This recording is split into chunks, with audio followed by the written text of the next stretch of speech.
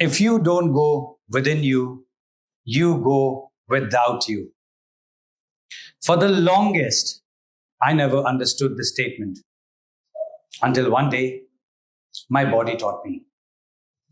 It was in 2024 when I had made it to the finals in a speech contest in Chennai.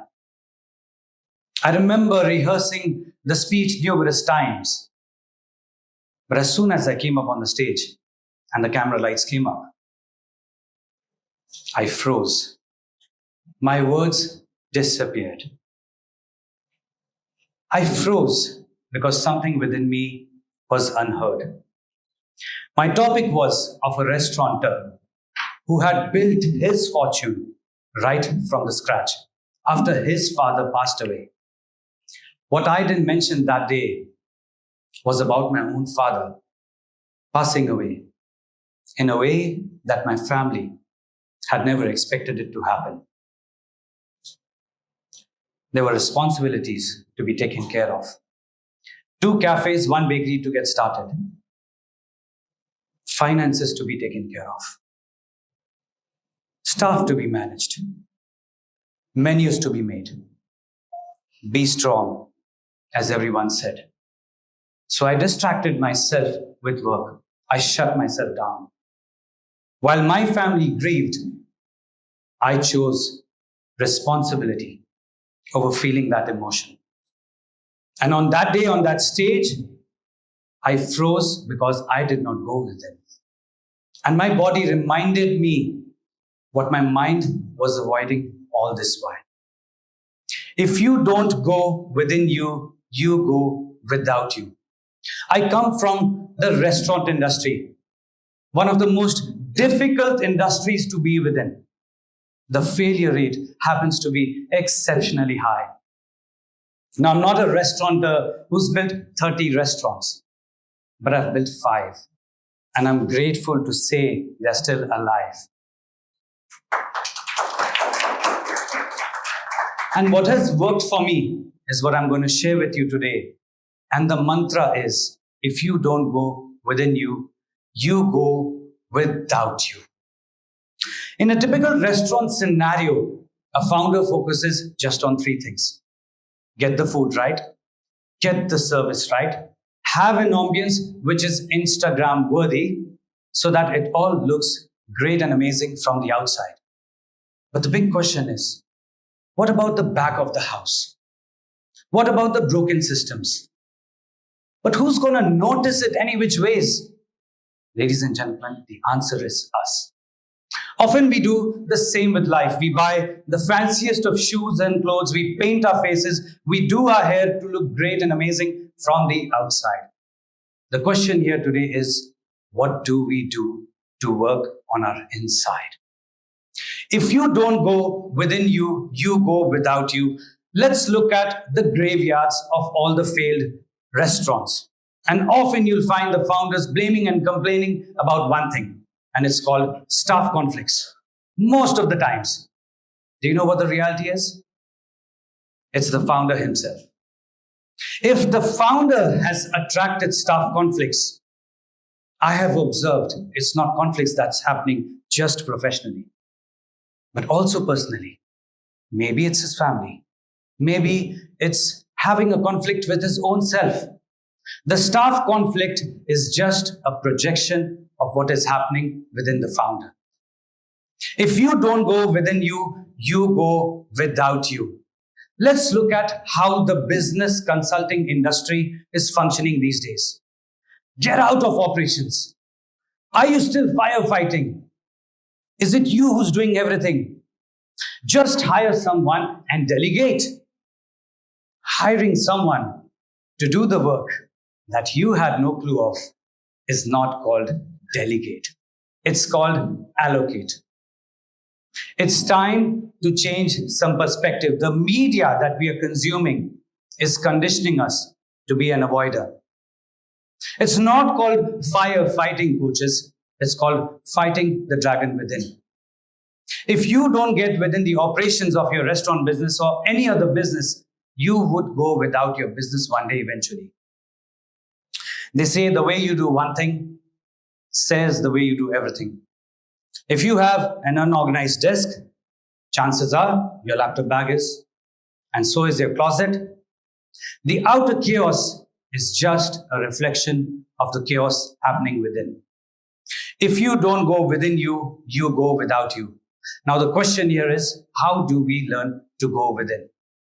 I started my journey of going within when someone introduced meditation to me. Meditation, we all know, is closing our eyes, taking a deep breath in, and then just going within. Ladies and gentlemen, I come from the food industry. And the moment I start to do that, all I can see is butter chicken, Rogan Josh, Punjabi pop numbers. I realized this meditation thing was not happening for me. Until one of my mentors said, Jaspal, why don't you try journaling? Journaling, I discovered, was not just scribbling on paper, but it was thinking on paper. It was planning on paper. It was meditation on paper for me. I started my journey of journaling by keeping my phone off, putting on some music from artists from A.R. Rahman to Hans Zimmer. I believe that the creativity of these artists would infuse my mind with their geniuses. I started my journaling journey by writing my gratitude. I wrote about the things I was grateful and thankful for. I wrote about my micro accomplishments, the little progressive things I did the previous day or in the morning. I wrote about my end of the day, where I wrote about what went good in the day and what could have been better. It made me a more aware person. You know, we often get this feeling by the end of the week that what did I do this entire week? Journaling made me realize that a lot had been accomplished that entire week. It brought a sense of transition from doing to feeling. Now, the fact that people started noticing my phone off most of the times got them concerned. Many assumed, spread rumors that I have had a fight with my wife. Now, I must tell you, ladies and gentlemen, I still do keep my phone off if I have a fight with my wife. It is the most satisfying experience on the planet. I joined journaling clubs where I learned how to design my week, my month, my quarter. Journaling made me a more prepared and planned person. Journaling helped me tame my anger. I realized often the things that we appreciate about other people lies within us. And also the things that disturb us about other people also lies within us.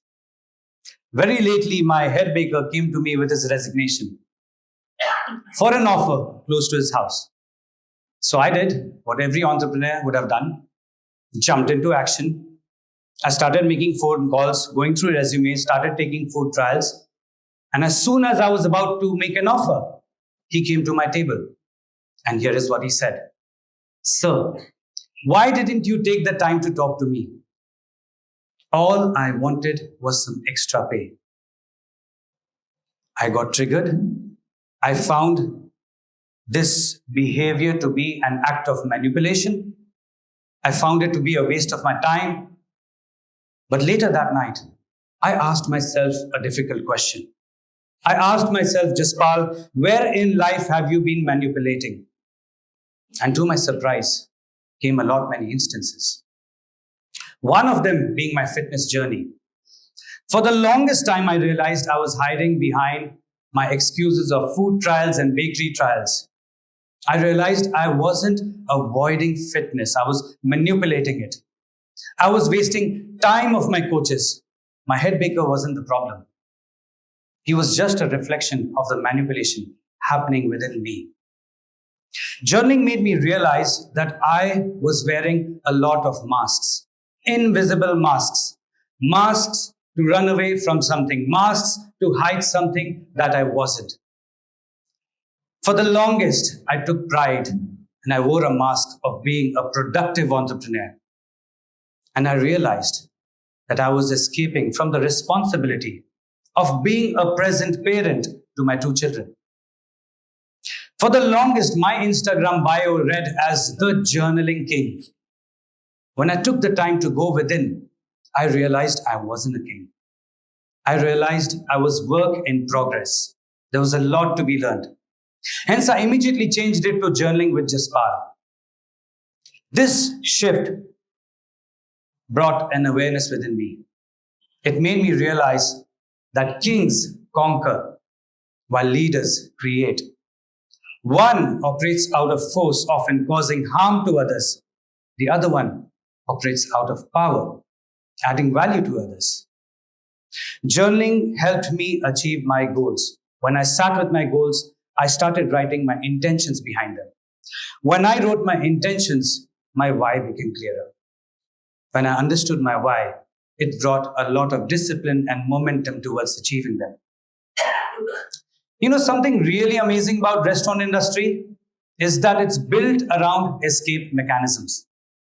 We provide you guys a perfect 60-minute holiday if you want to run away from your daily chaos. A thought occurred that why not build something which operates out of not escape but empowerment. Hence, this thought and my journaling made me start a new cafe, which is built around journaling, where people come, reflect, and they learn to go within. Going within is not as daunting as it seems. Sometimes it's just making that compassionate 5-minute phone call to someone. Sometimes it's just clearing your office table with your own hands. Sometimes it's just getting started with the work that you had been resisting the most. And once you start, you realize it wasn't really difficult. Human beings suffer more in the imagination than in reality. And this suffering can begin to soften a bit if we all take out the time to go within.